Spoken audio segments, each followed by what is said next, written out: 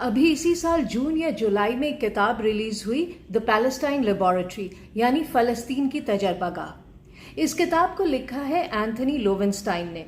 ये एक यहूदी सहाफ़ी हैं जिनका ताल्लुक ऑस्ट्रेलिया से है। उन्होंने कई साल गज़ा पर रिपोर्टिंग भी की है। एक यहूदी होने की वजह से उन्हें ऐसी इन्फॉर्मेशन तक रसाई हासिल रही जो आम सहाफ़ियों को नहीं होती। इस किताब को पढ़ने से पहले मैं भी सोचती थी कि 75 साल हो गए, फ़लस्तीन का मसला हल क्यों नहीं होता, 2 स्टेट सोल्यूशन पर बात आगे क्यों नहीं बढ़ती, मकबूजा इलाकों में हर रोज़ फ़लस्तीनियों की टारगेट किलिंग क्यों की जाती है, हर 2-4 साल बाद इसराइल किसी न किसी बहाने गज़ा पट्टी पर हमले क्यों करता है, हर हमले में हज़ारों निहत्ते बेगुनाह फ़लस्तीनी शहीद होते हैं और दुनिया खामोश तमाशाई बनी रहती है। इसराइल के पास दुनिया की सबसे जदीद फौज है। अमेरिका उसकी मदद करने को हर वक्त एक टांग पर खड़ा रहता है, तो फिर वो गज़ा पट्टी पर फुल कब्जा करके क्यों उसे इसराइल का हिस्सा नहीं बनाता। दुनिया तो फ़लस्तीनी नस्लकुशी पर वैसे भी कुछ नहीं कर रही, गज़ा पट्टी को इसराइल में शामिल करने पर भी कुछ नहीं करेगी। तो ऐसा क्या है कि इसराइल गज़ा पट्टी से ना कब्जा ख़त्म करना चाहता है, ना उसे इसराइल में शामिल करना चाहता है, बल्कि इस छोटी सी पट्टी को मुकम्मल घेरे में लेकर इसे ओपन एयर कॉन्सेंट्रेशन कैंप बना रखा है उसने। वजह जानेंगे तो आपके भी रोंगटे खड़े हो जाएंगे। गज़ा पट्टी और मगरबी किनारे पर कब्जा ही इसराइली ताकत की असल वजह है। इसराइल एक बहुत छोटा सा मुल्क है, लेकिन 75 साल तक बड़े बड़े अरब मुल्कों के सामने डटे रहने और फ़लस्तीनियों को कंट्रोल करने के लिए इसराइल ने जो टेक्नोलॉजीज, तरीके और हथियार ईजाद किए हैं, जैसे जासूसी के आलात, फेशियल रिकग्निशन सॉफ्टवेयर, ड्रोन्स, जंगी आलात और असलहा, यही इसराइल की सबसे बड़ी एक्सपोर्ट है। द पैलेस्टाइन लेबोरेटरी में एंथनी लोवेंस्टाइन कहते हैं कि वैसे तो अमेरिका और यूरोप इसराइल की मदद करते ही हैं, क्योंकि वो मशरिक़ वस्ता में मगरबी मफादात का तहफ़्फ़ुज़ करता है। लेकिन 9/11 के बाद इसराइल ने ख़ास तौर पर ख़ुद को दहशतगर्दी के ख़िलाफ़ जंग में अमेरिका का अहम इत्तेहादी बना लिया।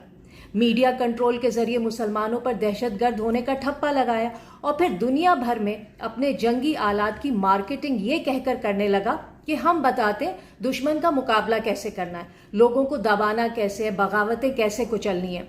इसराइल दुनिया के सबसे जदीद और वर्ल्ड क्लास हथियार बनाता है और उन्हें यह कहकर दुनिया भर में फरोख्त करता है कि ये बैटल टेस्टेड है, यानी इन हथियारों को असली मैदान जंग में आजमाया गया है। वो मैदान जंग है गज़ा पट्टी और मगरबी किनारा। हर 2-4 साल बाद जब इसराइल के पास नए हथियार जमा हो जाते हैं तो उन्हें टेस्ट करने के लिए वो किसी न किसी बहाने से गज़ा पट्टी पर हमला शुरू कर देता है। हमास को भी ऐसे ही मौके के लिए रखा है, जब ज़रूरत पड़ती है हमास 2-4 रॉकेट मार देता है और इसराइल इसी बहाने हमला कर देता है। बड़ा असलहा गज़ा पट्टी में और छोटे हथियार मगरबी उर्दन में निहत्ते फ़लस्तीनियों पर आजमाता है। इसीलिए इसराइल ने गज़ा पट्टी का मुकम्मल मुहासरा करके रखा है ताकि फ़लस्तीनी कहीं ना जा सके, वहीं फंसे रहें, और जब इसराइल को असलहे के तजर्बात करने हो वो गज़ा के फ़लस्तीनियों को चूहे बिल्लियों की तरह इस्तेमाल करके उन पर यह असलहा टेस्ट करे और अपने असलहे पर बैटल टेस्टेड होने की मोहर लगा सके। इसी वजह से दुनिया भर के डिक्टेटर्स और आमिराना हुकूमतें इसराइली सिक्योरिटी कंपनीज को कॉन्ट्रैक्ट देती हैं कि हमारे आओ, हमें भी वो स्किल्स सिखाओ जो तुमने गज़ा में सीखी, ताकि हम भी अपने लोगों को उसी तरह दबा सकें, बगावतें कुचल सकें।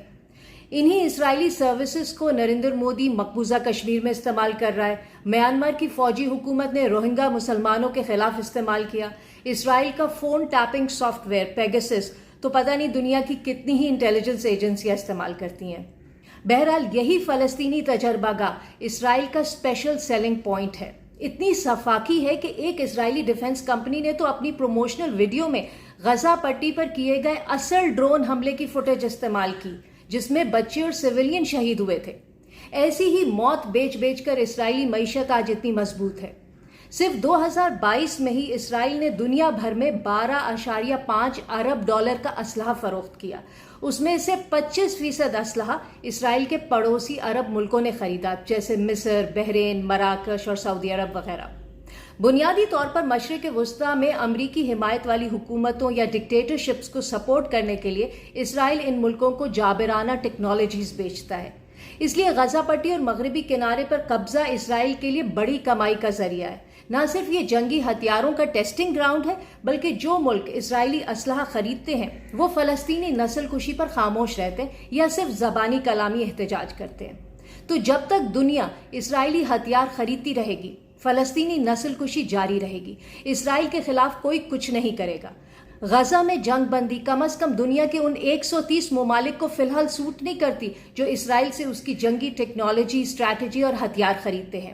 ایسے ہی تو نہیں کہا جاتا کہ دجال اسی علاقے سے اٹھے گا، قیامت بھی ایسے ہی تو نہیں آئے گی۔